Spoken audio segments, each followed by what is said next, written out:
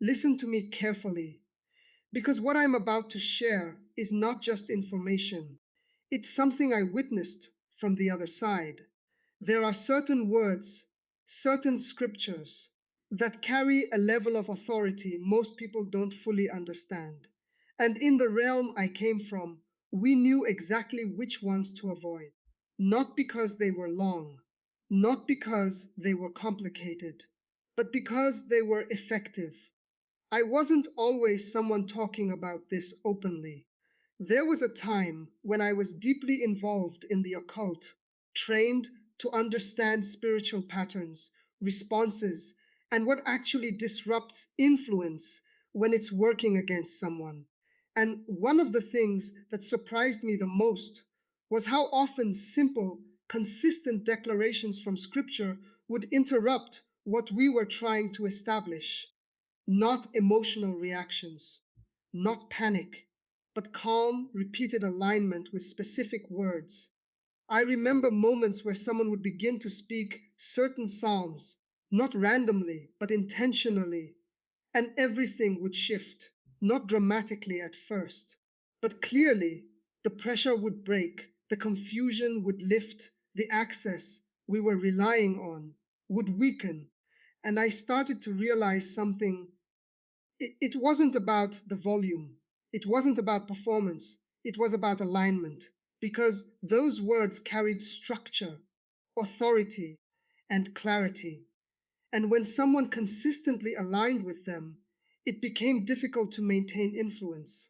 But here's the part most people miss: it's not about saying anything once, it's about knowing what to say and when to say it, because not every psalm functions the same way. Some bring clarity, some reinforce protection, some break patterns, some restore focus. And when used correctly, they don't just comfort you, they reposition you. That's why I'm going to show you 5 specific psalms that, from what I witnessed personally, create immediate shifts when spoken with intention, not as a ritual, not as a repetition without understanding, but as alignment. Because once you understand what these words do and you begin to use them consistently, you don't just feel better, you become harder to influence. In the next chapter, I'm going to show you the first psalm and what actually happens when you begin to use it the right way. The first psalm you need to understand is Psalm 23. Now, most people have heard it. They've read it before. Some can even quote parts of it. But what I'm about to show you is why it's far more powerful than most realize when it's used with intention. When I was in the occult, fear was one of the easiest entry points to work with, not because people were weak, but because fear disrupts clarity. The moment fear enters, focus breaks, decisions become unstable, and once that instability is there, influence becomes easier. That's why Psalm 23 was always a problem for us, because it directly confronts fear and replaces it with control. When someone says, "The Lord is my shepherd, I shall not want," they are not just speaking comfort, they are declaring position. They are removing lack from their alignment. And that matters because lack creates vulnerability. But when someone aligns with provision, that vulnerability disappears. Now listen to this part carefully. Yea, though I walk through the valley of the shadow of death, I will fear no evil. That statement is direct resistance. It doesn't deny that something is happening, but it refuses to align with fear because of it. And that's the key, because fear only grows when it's accepted. But when it's rejected immediately, it has no place to settle. I remember seeing situations where pressure was building, confusion, anxiety, heaviness, and then someone would begin to speak this psalm, not emotionally, not desperately, but clearly, and something would shift, not always instantly visible, but internally.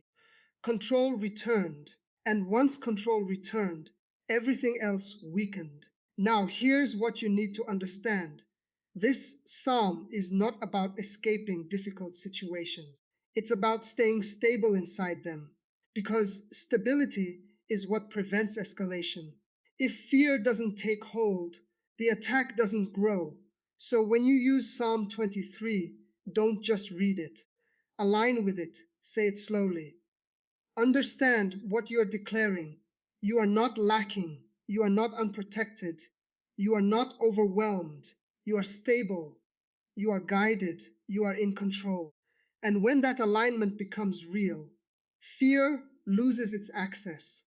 That's why this psalm is so powerful. It doesn't just comfort you, it removes one of the main entry points completely. And in the next chapter, I'm going to show you the second psalm that directly reinforces protection and closes doors that most people don't even realize are open. Now, the second psalm is one we paid very close attention to, Psalm 91. And I'm going to tell you directly, this was not something we ignored. Because when someone truly aligned with this psalm, it created resistance that was difficult to work around, not because of emotion, not because of intensity, but because of position. You see, most people read Psalm 91 as comfort, but from where I stood, it functioned as coverage. It established a boundary. And once that boundary was consistently reinforced, access became limited. Let me explain what I mean when someone declares, "He who dwells in the secret place shall abide under the shadow of the Almighty." They are not just saying words, they are choosing alignment. They are placing themselves in a position where influence from the outside has less effect. And that matters more than you realize, because in the occult, access was everything. If there was access, there was potential. If there was no access, there was nothing to work with. And Psalm 91 directly challenges that access. Now listen carefully to this part. 1,000 may fall at your side, and 10,000 at your right hand, but it shall not come near you. That is not just a statement of confidence, it is a declaration of separation. It says, "What affects others will not affect me." And when someone truly believes that, when they consistently align with it, it becomes very difficult to pull them into the same patterns as everyone else. I've seen situations where pressure was affecting multiple people in the same environment, but one person remained unaffected, not because they were stronger, but because they were aligned differently. That's what this psalm does. It separates you from what's happening around you. Now, here's something most people miss. This only works with consistency. Saying it once won't build that boundary, but repeating it daily, intentionally, creates a stable position. And once that position is established, it holds. So when you use Psalm 91, don't rush through it. Don't treat it like something you're just reading. Treat it like something you are stepping into. You are choosing where you stand. You are reinforcing your position. You are closing access. And the more consistent you are with it, the stronger that boundary becomes. Until eventually, what used to affect you doesn't reach you the same way anymore, because there is no longer an opening. And in the next chapter, I'm going to show you the third Psalm 1 that breaks patterns and interrupts cycles that try to repeat in your life. Now, the third Psalm I need you to understand is Psalm 27. And this one is different because while Psalm 23 stabilizes you and Psalm 91 protects you, Psalm 27 confronts what is trying to come against you directly. When I was in the occult, there were certain moments where resistance from a person would shift from passive to active, meaning they were no longer just holding their ground, they were pushing back. And Psalm 27 was one of the clearest examples of that shift. Let me show you why. The Lord is my light and my salvation. Whom shall I fear? That is not a question of uncertainty. It's a statement of authority. It shuts down fear completely, not by ignoring it, but by replacing it with something stronger. Because fear cannot exist where clarity is established. Now listen to this part. When the wicked advance against me to devour me, it is my enemies and my foes who will stumble and fall. This is where things change. This is no longer just about staying stable. This is about reversing direction, because instead of accepting pressure, this psalm declares that the pressure itself will fail. I remember clearly this kind of alignment disrupted momentum, because instead of a person absorbing what was coming toward them, they were rejecting it and expecting the opposite outcome. And expectation matters, because what you expect shapes how you respond. If you expect to be overwhelmed, you become passive. If you expect resistance to fail, you remain steady. And that steadiness changes everything. Now, here's the key you must understand. Psalm 27 is not about reacting emotionally, it's about standing firmly, even when something feels like it's coming against you, even when pressure increases, even when circumstances don't immediately change. You stay in position, you don't shift, you don't align with fear, you don't adjust your thinking to match what you see. You remain anchored. And over time, that consistency breaks the cycle, because cycles depend on reaction. But when your reaction changes, the cycle cannot continue the same way. I've seen repeated patterns, fear, delay, opposition, lose their effect on people who aligned with this kind of mindset. Not instantly, but steadily, until eventually what used to repeat stopped because there was no longer agreement with it. So when you use Psalm 27, use it when you feel pressure rising. Use it when something seems to be coming against you. Use it when fear tries to return. And instead of reacting, stand, declare it clearly, allig with it fully. Because this psalm doesn't just protect you, it shifts the direction of what's trying to affect you.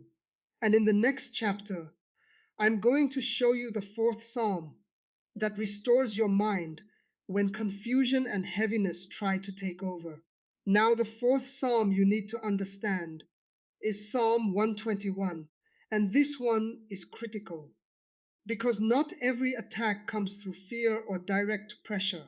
Some come through confusion, mental heaviness, a sense of being overwhelmed without a clear reason. When I was in the occult, this was one of the most effective strategies: cloud the mind, not with something obvious, but with subtle weight. Make it harder to think clearly, harder to focus, harder to stay steady. Because once the mind is unclear, everything else becomes easier to influence. Decisions weaken, reactions become emotional, focus disappears. And slowly, direction is lost. That's why Psalm 121 was so important, because it restores clarity. It recenters your focus. It brings your mind back to a stable position. Listen to how it begins. I lift up my eyes to the hills. Where does my help come from? That question does something powerful. It interrupts confusion. It forces a shift in focus from internal pressure to external clarity. And then it answers immediately. My help comes from the Lord, the maker of heaven and earth.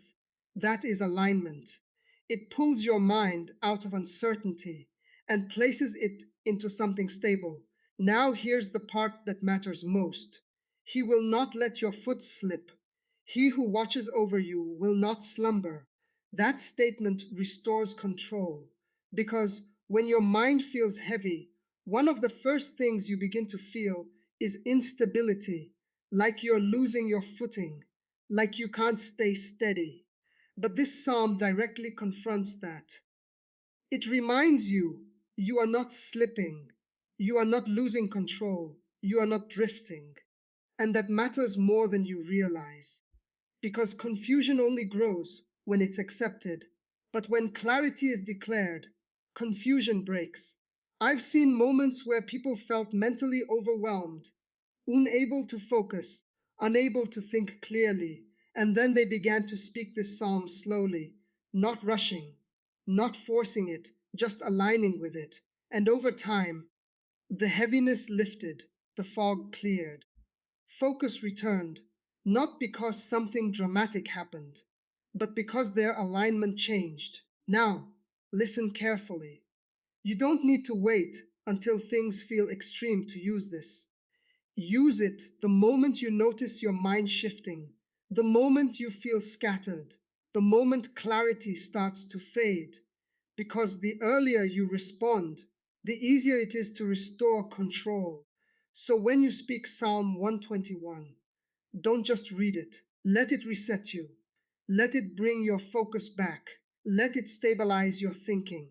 Because once your mind is clear again, everything else becomes easier to manage.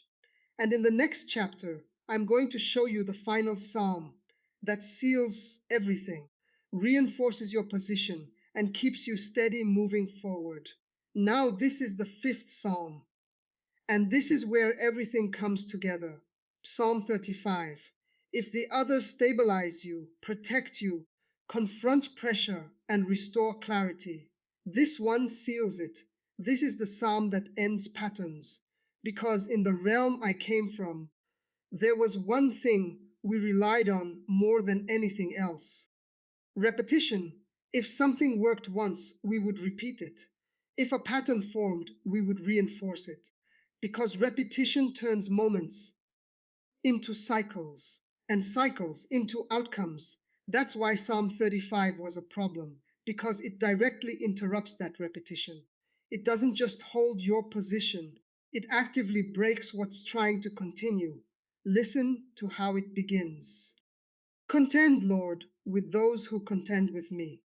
Fight against those who fight against me. That is not passive. That is a direct request for intervention. It shifts the responsibility. Instead of you carrying the pressure, you are placing it where it belongs. And that changes everything. Because when a person stops internalizing everything and starts releasing it, the cycle weakens. Now listen to this part.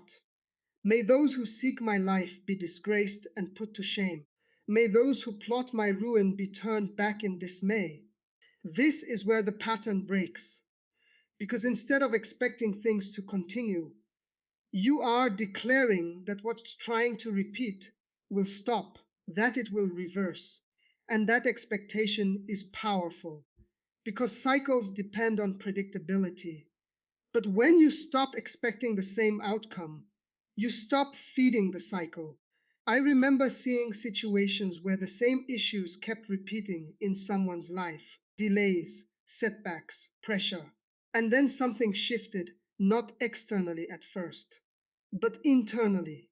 They stopped agreeing with the repetition. They stopped expecting the same result. They started declaring something different. And slowly, the pattern broke, not because it wasn't trying to continue, but because there was no longer agreement with it. That's what Psalm 35 does. It removes agreement with repetition. It closes the door on cycles that try to continue.